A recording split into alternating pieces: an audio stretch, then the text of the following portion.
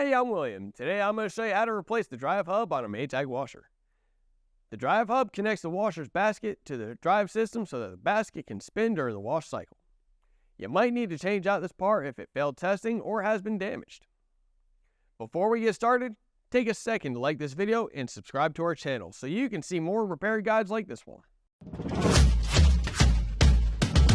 With over 2 million products in stock and the know-how to help you do it yourself, we are AppliancePartsPros.com.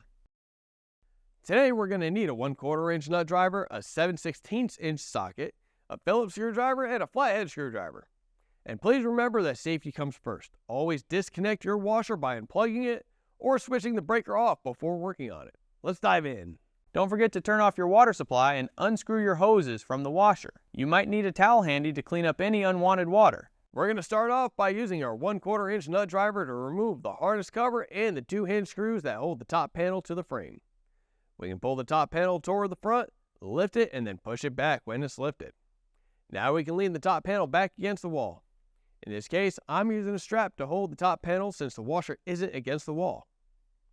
Next up is the tub ring, which we're going to remove by pulling the lock tabs away from the tub.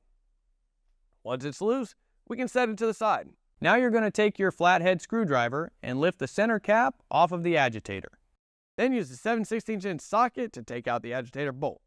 Now we're just going to lift up on the agitator plate and set it to the side. You can also use your flathead screwdriver to help lift up the agitator plate. Once the agitator plate is gone, you should be able to see the drive hub. In order to remove the drive hub, we are going to take our flathead screwdriver and use it to take the retaining clip out from the drive hub.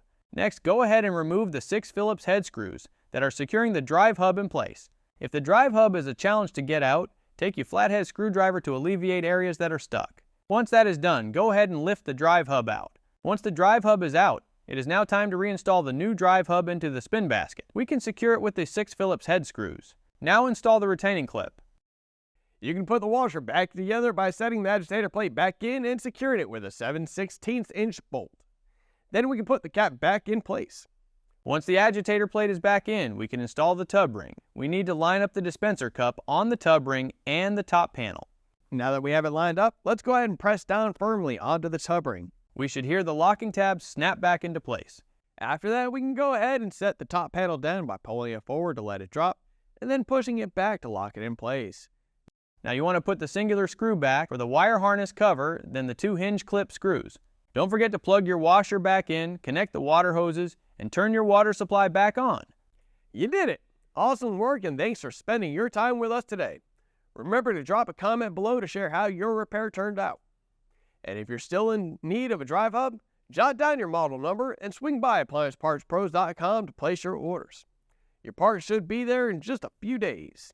While you're here, hit the like button on this video and subscribe to our channel. We've got a ton more troubleshooting and repair guides waiting for you, plus all the parts you'll need to tackle the jobs yourself over at AppliancePartsPros.com.